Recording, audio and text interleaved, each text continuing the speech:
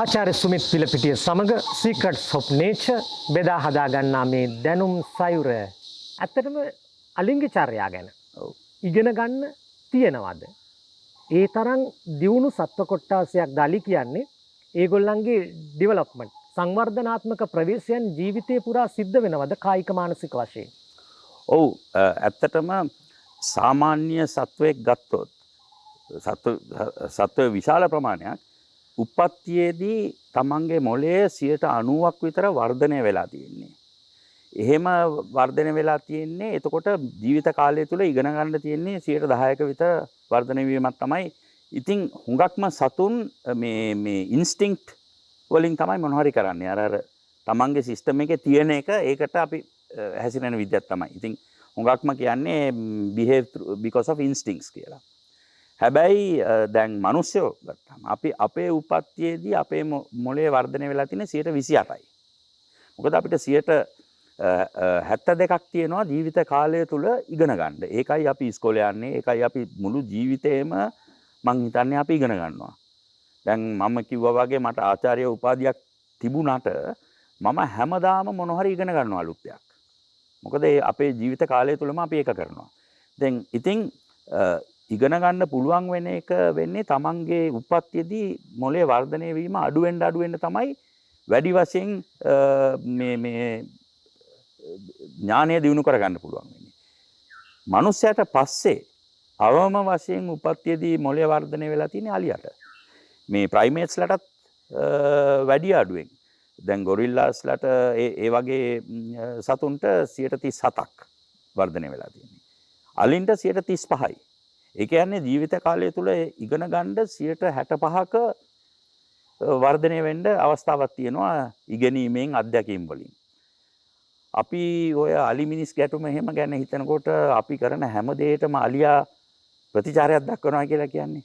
මොකද අලියාට හොඳට බලලා ඒක ගැන හොඳට හිතලා ඒකට විකල්ප හොයාගන්න පුළුවන්. මොකද එච්චරම බුද්ධිමත් සතෙක් අලියා කියන සතා. ඉතින් අපි හුඟක් වෙලාවට අපිට ඒක තේරෙන්නේ නැහැ අලියා මෙච්චර බුද්ධිමත් සතෙක් කියලා.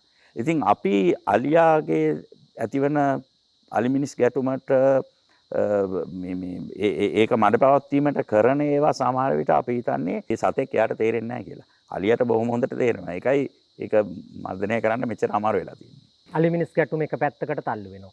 දූපත් රාජ්‍යයක් ඇතුලේ නොනැසෙන අලි ගහණයක් ලංකාවේ ඉන්නවා. ඔය තත්වයන් එක්ක බැලුවට පස්සේ විශේෂයෙන්ම ලංකාවේ වනාන්තර තත්වයන් වෙනස්. දැන් මින්නේරිය වගේ උද්‍යානයක බලනවා වගේ අලි බලන්න බෑ තවත් උද්‍යානයකදී. ඊට පස්සේ සැඟවිච්ච ජීවිත තියෙනවා. ඒකම තව කතාවක් තියෙනවා ડોක්ටර්. අලි වැඩිපුර ඉන්නේ ජාතික උද්‍යානය ඇතුලේ නෙමෙයි. ඒකෙන් පිටස්තර සාමාන්‍ය වනාන්තරවල මිනිසුන්ගේ ගම්වලට ලංව කියලා. ඔය වගේ තත්වයන් වල ඉන්නකොට අලින්ගේ චර්යාවන් ඒ පරිසර පද්ධතීන් එක වෙනස් වෙනව ඇද්ද? ඒව ගැන අධ්‍යයනයන් තියෙනවද? නැත්නම් සාමාන්‍යයෙන් ඔක්කොම එක වගේද? නෑ වෙනස්කම් තියෙනවා.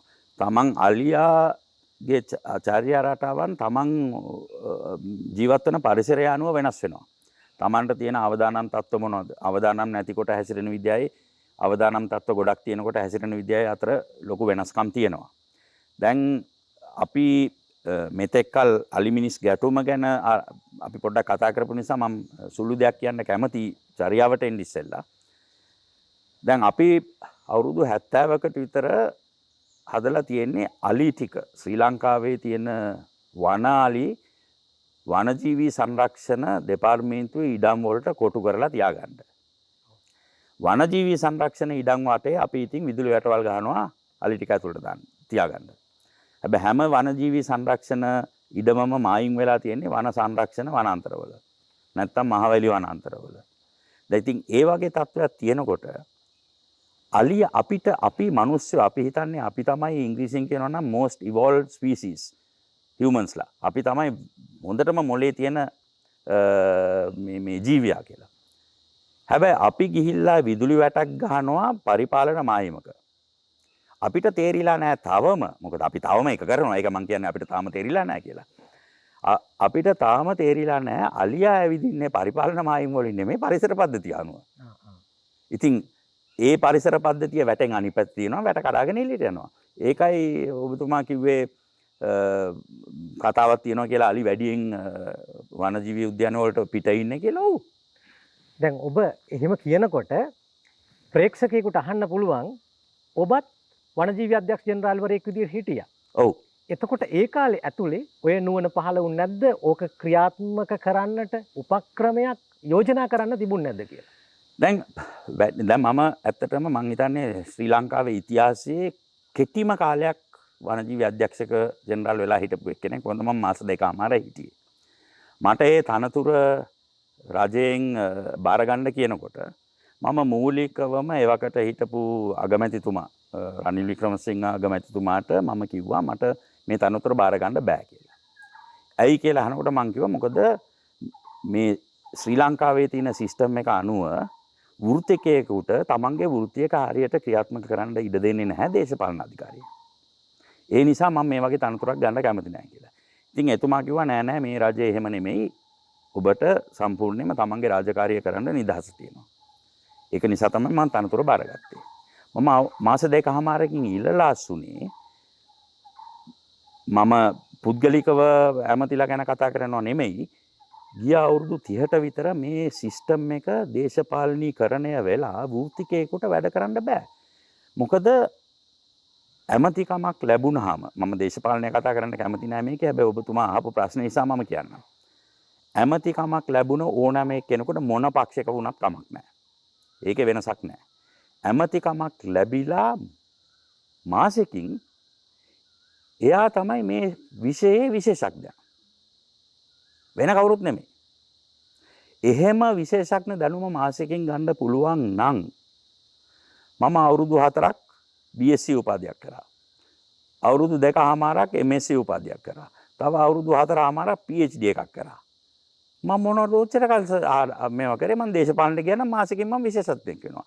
මෙච්චර කල් අපිට විශ්වවිද්‍යාලය ගිහලා උපාධි ගන්න ඕනේ වනජීවි සංරක්ෂණය කියන්නේ විද්‍යාත්මක විෂයක්. හැබැයි හුඟක් වෙලාවට වෙන්නේ අපි ළඟ විසඳුම් තියෙනවා. විසඳුම් ක්‍රියාත්මක කරන්න ඉඩ කඩක් දේශපාලන අධිකාරියෙන් දෙන්නේ නැහැ. මොකද දේශපාලන අධිකාරියට ඕන විදිහට තමයි තීරණ ගන්න ඕනේ. මම ඉල්ලලා අසුනේ හේතුවට. මොකද මම ඒ තනතුරේ ඉන්නවා නම් මට තියෙන දැනුම භාවිතා කරලා වනජීවි ප්‍රශ්න විසඳන්න මට අවස්ථාවක් දෙන්නේ නැත්තම් මම ඇමතිවරු නැත්තම් දේශපාලන අධිකාරිය කියන විදිහට ක්‍රියා කරන්න ඕන නම් මම මගේ රාජකාරිය ඇමතිතුමාගේ නියෝගයක් මගේ යටතේ ඉන්න නිලධාරීන්ට දෙන්න නම් එහෙමනම් පියන් කෙනෙක්ගේ තනතුරට පත් කරලා මම ඉන්න ඕනේ නෑනේ. විශේෂඥ දැනුමක් තියෙන්න ඕනේ නෑ. මම ඒකයි රජයට කිව්වේ මට මම ඉල්ලලා අසුනේ.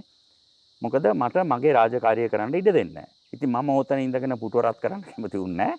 මම හිතුවා මට මගේ රාජකාරිය හරියට කරන්න ඉඩ දෙන්නේ නැත්නම් මම ගිහිල්ලා මගේ වැඩක් කරන එක ඊට වැඩිය හොඳයි කියලා. ඉතින් මේ රටේ තියෙන ලොකු ප්‍රශ්නයක් ඒක. ඉතින් කවමදාවත් මේ වගේ ප්‍රශ්න වලට විසඳුමකට යන්න බෑ. දේශපාලන අධිකාරියෙන් තීරණ ගන්නකල්. අද රටේ තත්ත්වෙත් වෙලා තියෙන එක නිසා. ආර්ථික විශේෂඥ අවුරුදු 2කට ඉස්සෙල්ලා කිව්වා තව අවුරුදු 2කින් මේ තත්ත්වයට එනවා මේ ක්‍රියාවන් ගත්තේ නැත්තම්. දේශපාලන අධිකාරිය ඒක ඇහුවේ නැහැ. දේශපාලන අධිකාරියට විතරක් දොස් කියන්න බෑ. දේශපාලන අධිකාරියට සම්බන්ධ වෙලා හිටපු සමහර නිලධාරීන්ුත් එකට එකඟ වුණා. මොකද ඒ කට්ටියන්ගේ තනතුරු රැක ගන්න වෙන්නේ. හැබැයි දැන් තමයි අපි මේ තත්ත්වයට අවිලා ඉන්නේ. ඒ වගේම දෙයක් තමයි හැම ශේත්‍රෙම වෙනවා ඒක. ඒකයි මේ රට දියුණු වෙන්නේ නැත්තේ. ඔව් ඔබ අධ්‍යක්ෂ ජෙනරාල්වරයෙක් විදියට හිටපු නිසා විතරක් නෙමෙයි මම අහන්නේ. මේ මොහොතේත් වළංගුද මේ පිළිබඳව ඒ කියන්නේ අලිමිනිස් ගැටුම කියලා ගමුකෝ. අලිමිනිස් ගැටුම විසඳන්නට තියෙන සැබෑ උත්තර වනජීවි සංරක්ෂණ දෙපාර්තමේන්තුව සහ ඒ පිළිබඳව පිටස්තරව ඉන්න විශේෂඥයෝ දන්නවා. ඒක ක්‍රියාත්මක කරොත් එහෙම මේක දිනන්න පුළුවන්. ඒත් ඉඩ දෙන්නේ නැහැ. ඔව් දැන් 2020 ජුලයි මාසේ දැන් ඉන්න ජනාධිපති ගෝඨාභය රාජපක්ෂ ජනාධිපතිතුමා ජනාධිපති කමිටියක් පත් කරා අලිමිනිස් ගැටුමට ජාතික ක්‍රියාකාරී වැඩසටහන නැෂනල් ඇක්ෂන් ප්ලෑන් එකක් හදන්න කියලා. ඒකේ සභාපතිත්වය දුන්නේ ආසියාවේ ඉන්න හොඳම අලිමිනිස් ගැටුම ගැන දැනුම තියෙන විශේෂඥ ආචාර්ය පෘථිවිරාජ් ෆර්නැන්ඩෝ. මමත් ඒ කමිටිය එකේ සමාජිකයෙක්. ඒකේ අලි ගැන දන්න විශේෂඥයෝ 5 දෙනෙක්. හැබැයි අලි මිනිස් ගැටුම තියෙන ජනතාවත් එක්ක.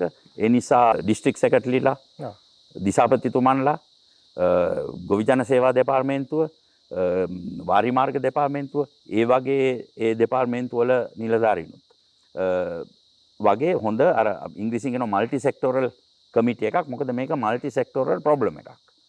හැම පාර්ශවයක්ම බහුපාර්ශවික කමිටියක් පත් කරා.